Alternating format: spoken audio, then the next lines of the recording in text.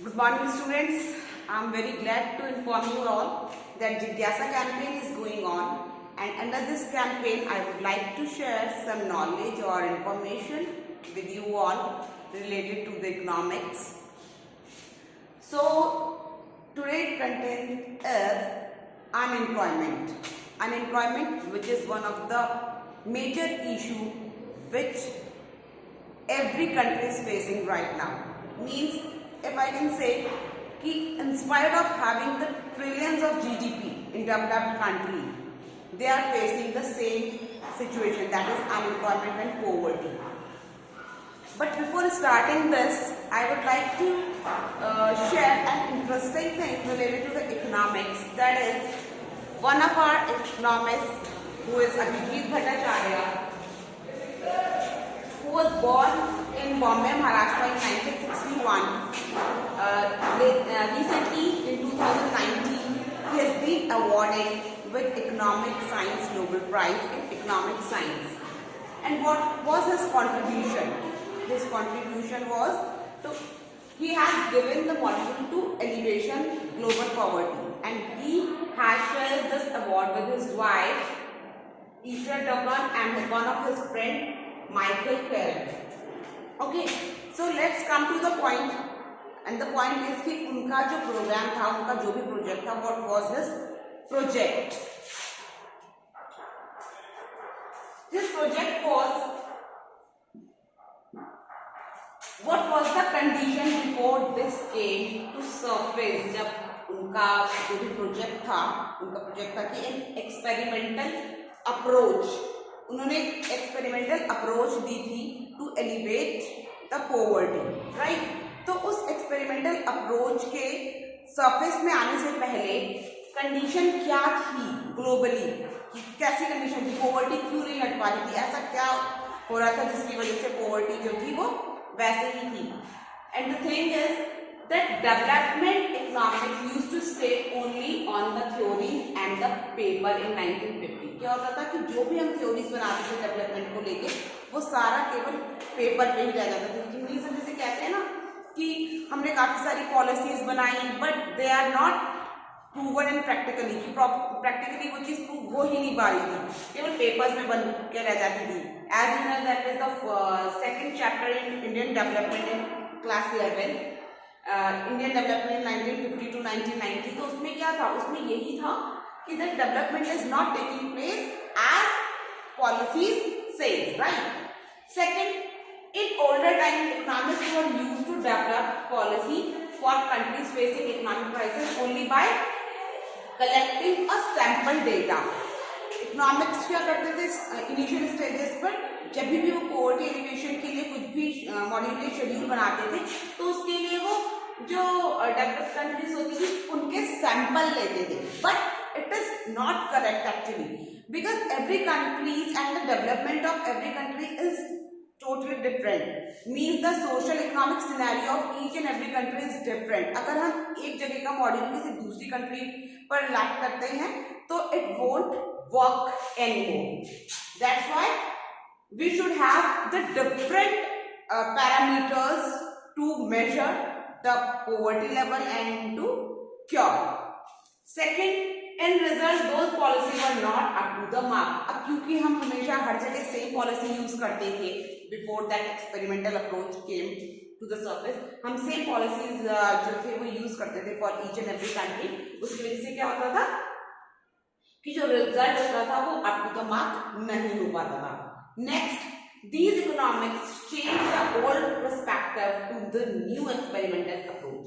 तो इसलिए क्या हुआ था कि वो जो थ्री इकोनॉमिक्स जो आए हैं, जिसमें एक आपके Abhijit Vinayak Bhattacharya with two of their friends and wife, उन्होंने जो मॉड्यूल दिया एक्सपेरिमेंटल अप्रोच जो भी पॉवर्टी एलिवेशन के लिए थी, उससे क्या हुआ कि वो पुराना सिनेरियो जो था वो चेंज हुआ और एक नया पर्सपेक्टिव उनको मिला. After that, why this experimental approach, वो हम एक्सपेरिमेंटल अप्रोच हमें क्यों चाहिए थी, why we need this?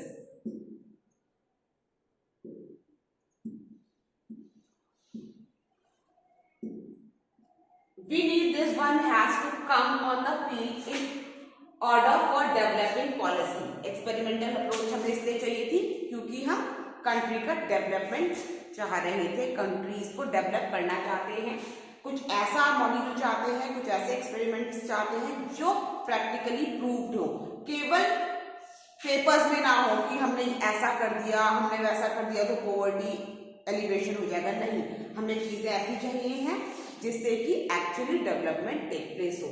Second, these economics identifies the root causes of poverty। उन इकोनॉमिक्स ने क्या किया, भट्टाचार्य उन्होंने क्या किया कि जो भी उन्होंने पॉलिसीज बनाई वो कैसे बनाई, जो रूट कॉजेज है पॉवर्टी के लेके। अब root causes, what will be the root causes, क्या क्या हो सकते हैं, अनएम्प्लॉयमेंट हो गया, अनएजुकेशन हो गया, ओवर पॉपुलेशन हो गया। तो these all three are the root causes of poverty। Second, brought up the causal effect of previous policy। उन्होंने क्या किया, जो कैजुअल इफेक्ट थे पॉवर्टी के, उनको आइडेंटिफाई किया, उनको देखा कि क्या कैजुअल इफेक्ट्स हो सकते हैं जो पहले की जो पॉलिसीज गई हैं उनके क्या इफेक्ट्स रहे हैं और कैसे उनको ठीक कर सकते हैं। Will the upcoming policy are cost effective. उन्होंने ये देखा कि जो हम अब पॉलिसीज ले रहे हैं कि क्या वो कॉस्ट इफेक्ट होंगी, क्या वो इस लायक होंगी कि वो वर्क करें, क्या इतना कॉस्ट कोई भी कंट्री जो है वो अफोर्ड कर सकती है या नहीं। Second, develop policy that will actually help the people below the poverty line. ऐसी पॉलिसीज उन्होंने बनाई जो कि एक्चुअली लोगों को हेल्प करें। Okay, after that, their role in development economics. What was their role?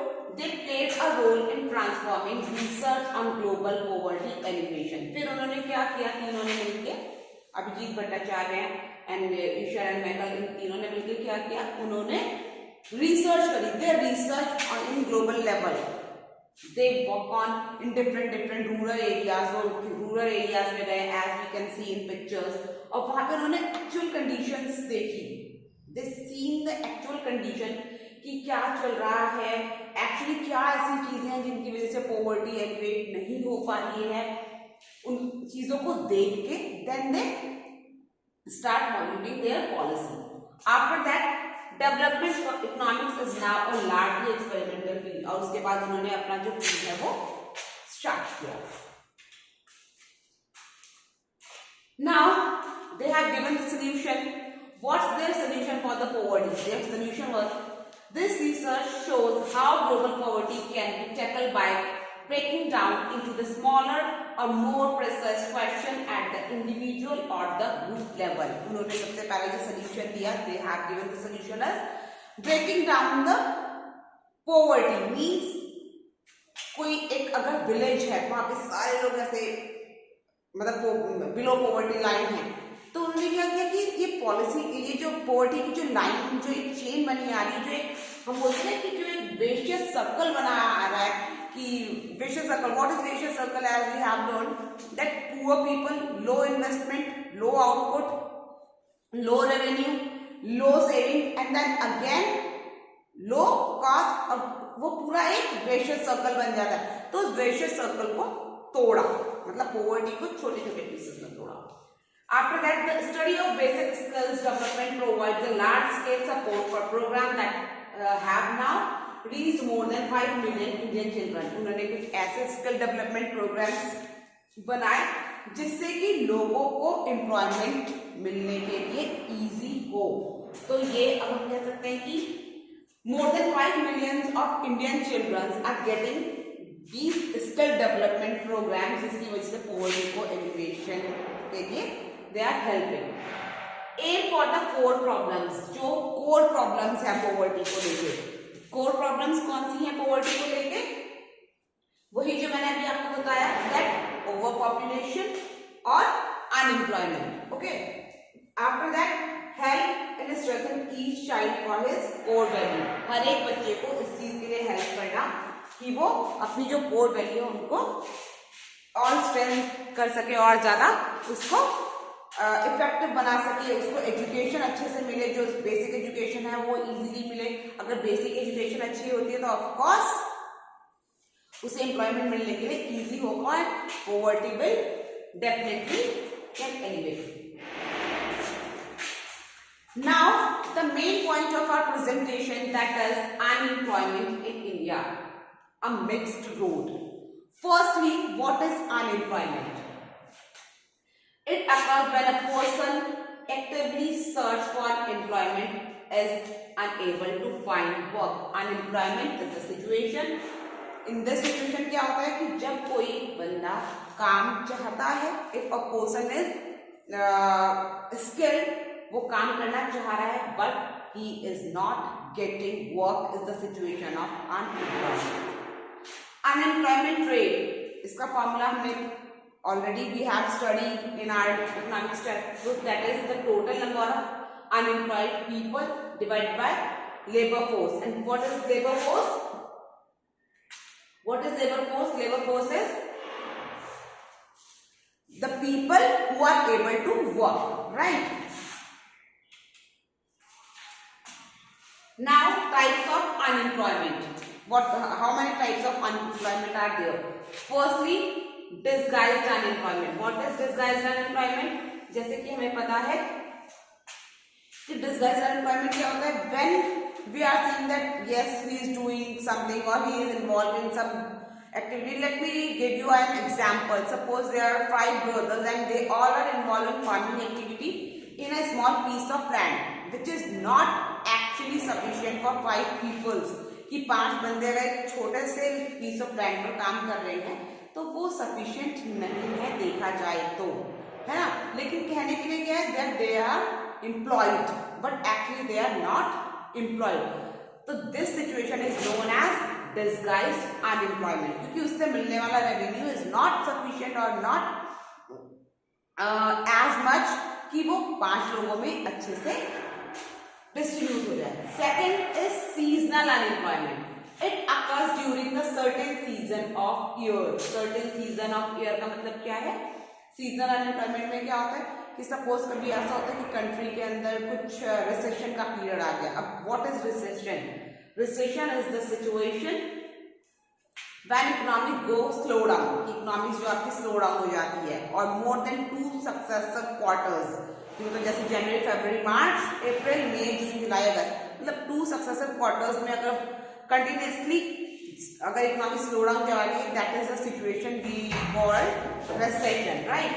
तो अगर ऐसी सिचुएशन आ जाती है, इकोनॉमिक स्लो डाउन हो जाती है, उस स्लो डाउन इकोनॉमी में जब भी अनएम्प्लॉयमेंट होता है, that is called seasonal unemployment. After that, structural unemployment. What is structural unemployment? Structural unemployment is the situation when the skills don't matches the job that is available. कि market के अंदर जो भी जॉब है, बंदों की जो स्किल है वो उस जॉब से मैच नहीं कर रही है.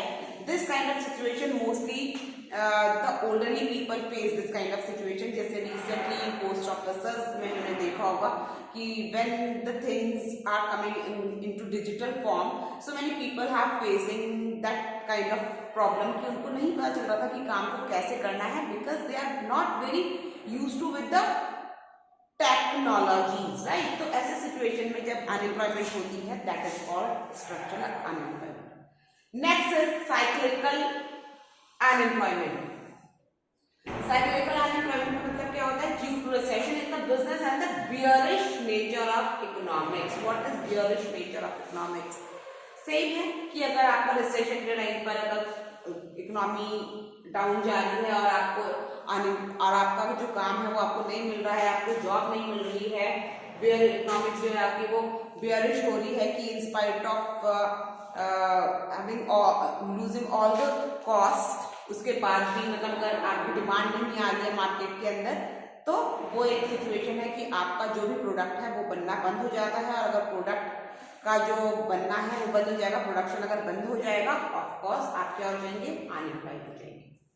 Next is technological unemployment. What is technological unemployment? Job loss due to the change in technology. कि जो भी टेक्नोलॉजी से काम चल रहा है, सपोज मैं कहीं पर काम करती हूँ या mister x is doing job somewhere और किसी एक टेक्नोलॉजी को यूज कर रहे हैं, बट अनफॉर्चुनेटली क्या हो रहा है कि वो टेक्नोलॉजी अब मार्केट में बंद हो गई है। तो वो टेक्नोलॉजी जब बंद हो गई है तो अब क्या होगा, उस काम को करने की दूसरी टेक्नोलॉजी आएगी जो शायद 4 लोगों का काम अकेले कर देगी। तो वो जो 4 लोग होंगे वो अनएम्प्लॉयड हो जाएंगे, that is technological unemployment.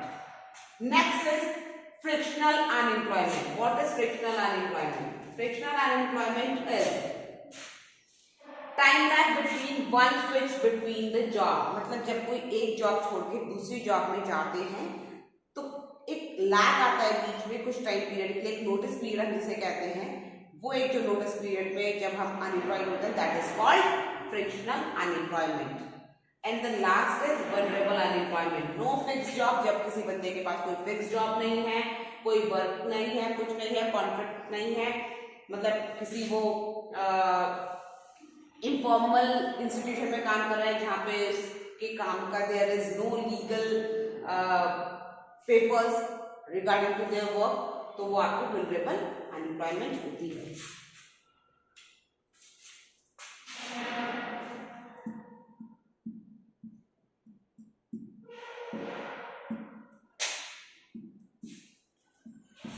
Next is causes of unemployment. What are the causes of unemployment? First, large population, of course, is the root cause of any kind of hurdle in the development of country is the large population. और अगर large population होनी भी है so it should be turned into human resources. और human resources में कैसे turn होगा? If the people are skilled, if the people are physically fit, then they can turn into human resources and they can help in developing in country. But large population is the root cause कि ज़्यादा लोग हैं, उतने resources available नहीं हैं, of course unemployment. Low or no skill and education level. जो skill है, जो मतलब लोगों के अंदर एक जो art of doing any kind of work वो नहीं है, कोई skill नहीं है, कुछ आता नहीं है, या फिर एजुकेशनल जो बैकग्राउंड है वो वीक है या जीरो है, इसकी वजह से भी अनएम्प्लॉयमेंट होता है।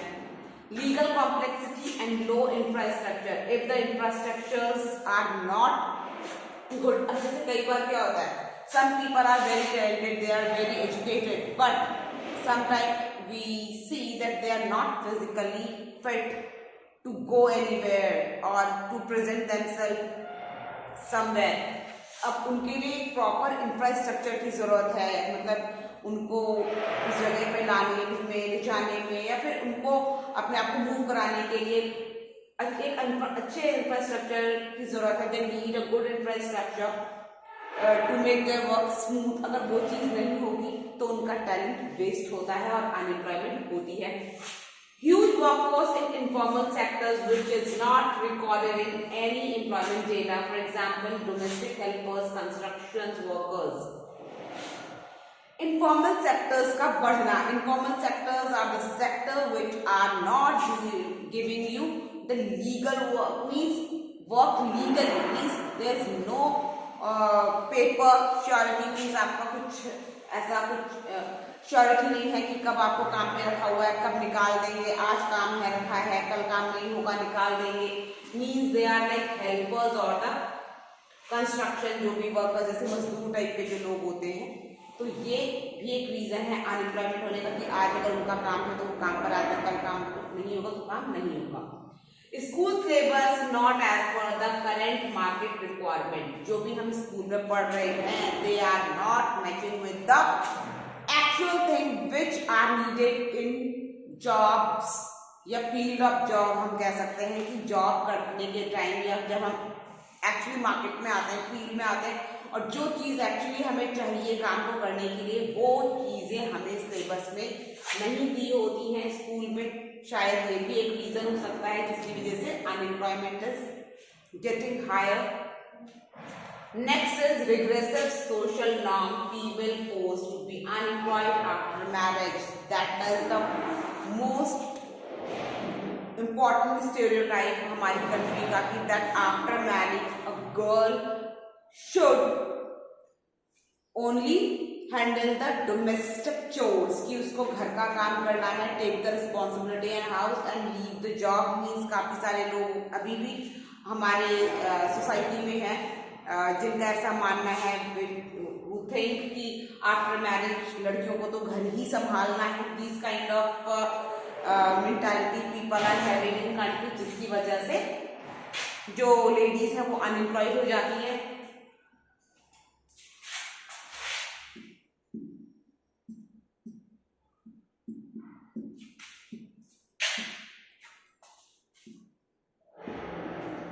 Now impact of unemployment. Impact of unemployment gives rise to the problem of poverty. सबसे पहले तो क्या है कि poverty की प्रॉब्लम। अब जब अनएम्प्लॉयमेंट है तो ऑफकोर्स poverty भी रहेगी। Next, increase in crime country. जो कंट्री के अंदर क्राइम जो हम बोल रहे हैं कि बढ़ रहा है, तो कंट्री के अंदर क्राइम बढ़ने का क्या रीजन है? कंट्री के अंदर क्राइम बढ़ने का रीजन भी यही है, if people are employed.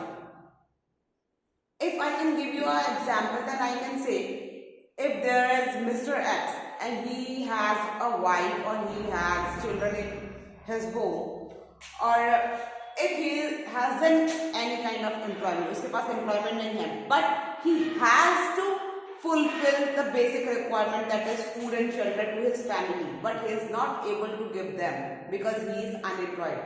Now what will he do? अब वो क्या करेगा? मीन्स ना चाहते हुए भी उसे, मतलब आई एम नॉट सेइंग कि उसे ये करना चाहिए, बट एक मेंटल प्रेशर में आके वो क्या करेगा? वो किसी क्राइम में आ जाएगा, हो जाते हैं। Means it is the situation which unemployment is the situation which is pushing the people in the field of crime, right? Next is unemployed man can easily B influenced by anti social element. जो unemployed people जो होते हैं वो क्या करते हैं कि क्योंकि वो मेंटली अनरेस्ट फील करते हैं, they are not anything to feed और मेक देयर फैमिली फीड, जिसकी वजह से क्या होता है, वो इन्फ्लुएंस हो जाते हैं किस चीज के लिए? एंटी सोशल कामों के लिए। वो चोरी करेंगे, कहीं कुछ करेंगे, चेन स्नेचर बनेंगे, ये सारी चीजें। Loss to the human resources of the country. If the people are employed, it means the skill which he has having right now, they are not occupied. अगर मैं हूँ, अगर मुझे किसी चीज को करना आता है, कोई काम मुझे आता है, but I am not getting employment, इसका मतलब मेरी जो स्किल है वो वेस्ट हो गई। Escalating socio-economic costs for the force increasing on the existing human resources because of more unemployment human, it is a loop। क्या होता है? एक तरीके का सोशियो इकोनॉमिक एक्सीलेटर उनको मिल रहा है अनएम्प्लॉयमेंट के लिए। कैसे? क्योंकि वर्क फोर्स बढ़ता जा रहा है मगर उतना काम नहीं मिल रहा है, जिसकी वजह से क्या होता है? एन एग्जाम्पल अगर मैं आपको यहाँ पे दे रही हूँ तो मैंने क्या बताया है कि 1% increase in unemployment reduce the GDP bye 2%। किसी भी कंट्री में अगर 1% भी पॉपुलेशन इंक्रीज होता है, it directly means that the GDP is decreasing by 2%। That much it is dangerous for the country.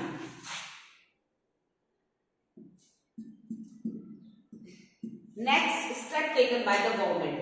The step is integrated rural development programs जो launch हुआ है, जिससे कि गाँव को और जब डेवलप किया गया है। 1980 में केम, और इसका जो मेन एम था वो ये था कि जो रूरल एरियाज है उनको डेवलप किया जाए, जिससे कि लोगों का सोशल जो है क्राइटेरिया है वो बढ़े। Training of rural youth for self employment, खुद को ही एम्प्लॉय करने का। जैसे सेल्फ हेल्प ग्रुप्स होते हैं, what they help each other. Self help group type की जो कैंपेन है वो स्टार्ट हो, प्लस ट्रेनिंग उनको दी जाए रूरल एरियाज में, जिससे कि वो अच्छे से अच्छा करें। नेक्स्ट, जवाहर रोजगार योजना। जवाहर रोजगार योजना में क्या है कि लोगों को रोजगार एम्प्लॉयमेंट जनरेट कराएं। Next, Mahatma Gandhi national rural employment guarantee act, it is the most common which we are studying since class 9, हम लोग पढ़ रहे हैं। मनरेगा 2005 में इट केम, और इनका the main aim of this movement is to give the employment of at least of 100 days in a year. ठीक है। Next, startup India scheme, Modi ji has given this scheme. इसके अंदर ये है कि लोगों को मोटिवेट करना, to motivate people to start for the startup, अपना खुद से कुछ बिजनेस स्टार्ट करें। And the last one is the Pradhan Mantri Kaushal विकास योजना 2015 में जो प्रधानमंत्री की साइड से कौशल विकास योजना आई है.